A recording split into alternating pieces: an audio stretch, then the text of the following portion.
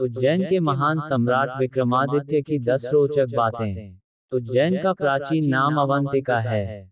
अवंतिका मालवा क्षेत्र का एक नगर है। मालवा वर्तमान मध्य प्रदेश राज्य का हिस्सा है। अवंतिका की गणना सप्तपुरियों में की जाती है। यहाँ ज्योतिर्लिंग के साथ ही शक्तिपीठ भी स्थापित है। पुण्य पवित्र नदी क्षिप्रा के तट पर बसी इन नगरी में कई महान राजा हुए हैं। उन्हीं में से एक है चक्रवर्ती सम्राट विक्रमादित्य। आओ जानते हैं उनके संबंध में 10 रोचक बातें। 1. विक्रम संवत अनुसार अवंतिका उज्जैन के महाराजाधिराज राजा विक्रमादित्य आज से 2021 से 2292 वर्ष पूर्व हुए थे। कलिकाल के 3000 वर्ष बीत जाने पर 101 BC सम्राट विक्रमादित्य का जन्म हुआ। उन्होंने 100 वर्ष तक राज किया। गीता प्रेस, गोरखपुर भविष्य पुराण, पृष्ठ 245। कलहन की राजतरंगिणी के अनुसार 14 के आसपास कश्मीर में अंध्र युधिष्ठिर वंश के राजा हिरण्य के निसंतान मर जाने पर अराजकता फैल गई थी, जिसको देखकर वहां के मंत्रियों की सलाह से उज्जैन के राजा विक्रमादित्य ने मातृगुप्त को कश्मीर का राज्य संभालने के लिए भेजा था। नेपाली राजवंशावली अनुसार नेपाल के राजा अंशुवर्मन के समय ईसा पूर्व पहली शताब्दी में उज्जैन के राजा विक्रमादित्य के नेपाल आने का उल्लेख मिलता है। 2. विक्रमादित्य का नाम विक्रमसेन था। नाबोवाहन के पुत्र राजा गंधर्वसेन भी चक्रवर्ती सम्राट थे। गंधर्वसेन के पुत्र विक्रमादित्य और भर्तृहरि थे।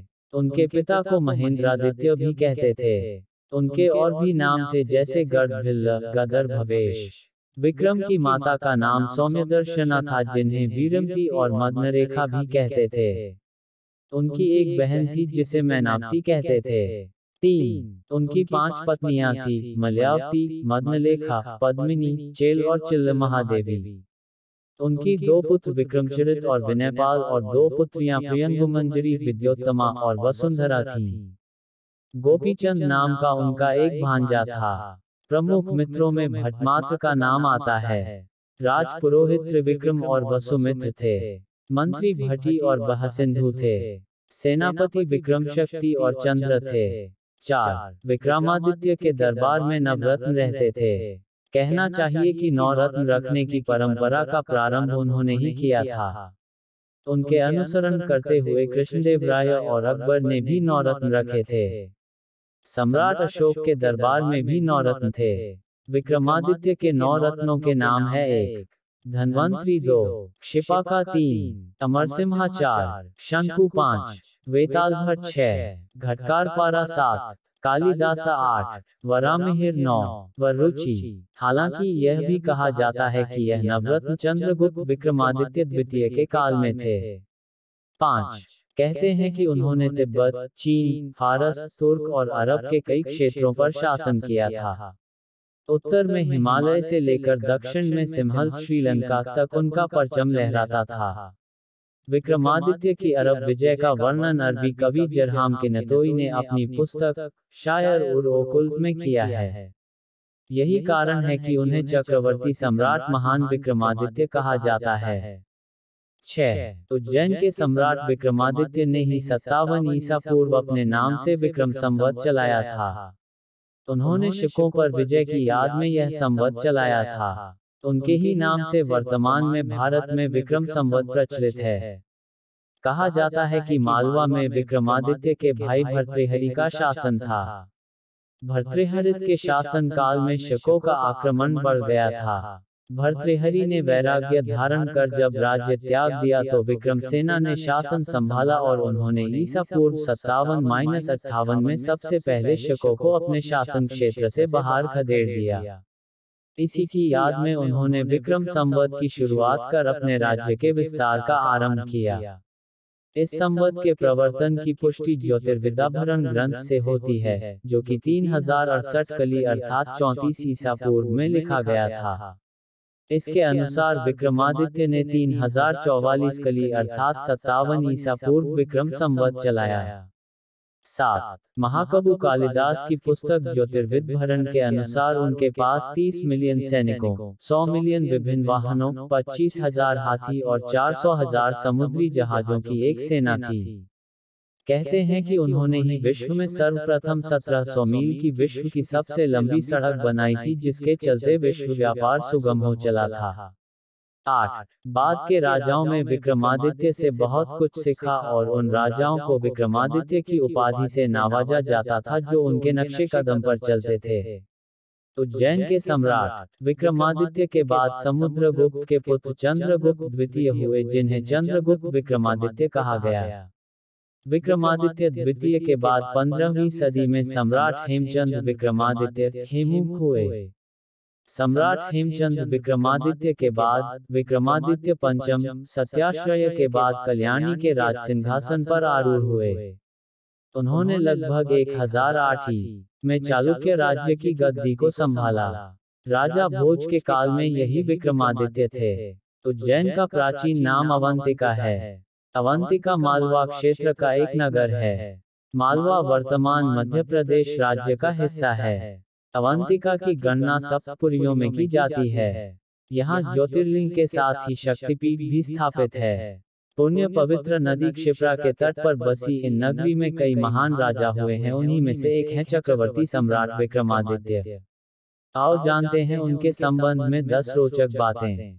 1 विक्रम संवत अनुसार अवंतिका उज्जैन के महाराजाधिराज राजा विक्रमादित्य आज से 2021 से 2292 वर्ष पूर्व हुए थे।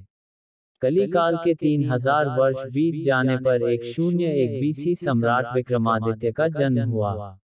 उन्होंने 100 वर्ष तक राज किया। गीता प्रेस, गोरखपुर भविष्य पुराण, पृष्ठ 245।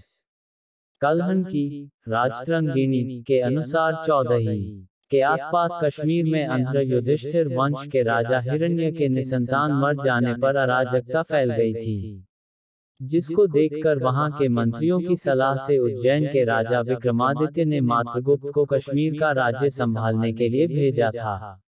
नेपाली राजवंशावली अनुसार नेपाल के राजा अंशुवर्मन के समय ईसा पूर्व पहली शताब्दी में उज्जैन के राजा विक्रमादित्य के नेपाल आने का उल्लेख मिलता है। 2 विक्रमादित्य का नाम विक्रमसेन था। नाबोवाहन के पुत्र राजा गंधर्वसेन भी चक्रवर्ती सम्राट थे। गंधर्वसेन के पुत्र विक्रमादित्य और भर्तृहरि थे। उनके पिता को महेंद्रादित्य भी कहते थे। उनके और भी नाम थे, जैसे गर्भभिल्ल, गदर भवेश। विक्रम की माता का नाम सौम्यदर्शना था, जिन्हें वीरमती और मदनरेखा भी कहते थे। उनकी एक बहन थी जिसे मैनावती कहते थे। 3 उनकी 5 पत्नियां थी, मलयावती, मदनलेखा, पद्मिनी, चेल और चिल्ल महादेवी। उनकी 2 पुत्र विक्रमचरित और विनयपाल और 2 पुत्रियां प्रियंगुमंजरी, विद्योत्तमा और वसुंधरा थीं। गोपीचंद नाम का उनका एक भांजा था। प्रमुख मित्रों में भट्टमात्र का नाम आता है। राज पुरोहित त्रिविक्रम और वसुमित्र थे। मंत्री भट्टी और बहसिंधु थे। सेनापति विक्रमशक्ति और चंद्र थे। 4 विक्रमादित्य के दरबार में नवरत्न रहते थे। कहना चाहिए कि 9 रत्न रखने की परंपरा का प्रारंभ उन्होंने ही किया था। उनके अनुसरण करते हुए कृष्णदेवराय और अकबर ने भी 9 रत्न रखे थे। सम्राट अशोक के दरबार में भी 9 रत्न थे। विक्रमादित्य के 9 रत्नों के नाम है। 1 धन्वंतरी, 2 क्षिपाका, 3 अमरसिम्हा, 4 शंकु, 5 वेतालभट्ट, 6 घटकारपारा, 7 कालिदासा, 8 वरामिहिर, 9 वरुचि। हालांकि यह भी कहा जाता है कि यह नवरत्न चंद्रगुप्त विक्रमादित्य द्वितीय के काल में थे।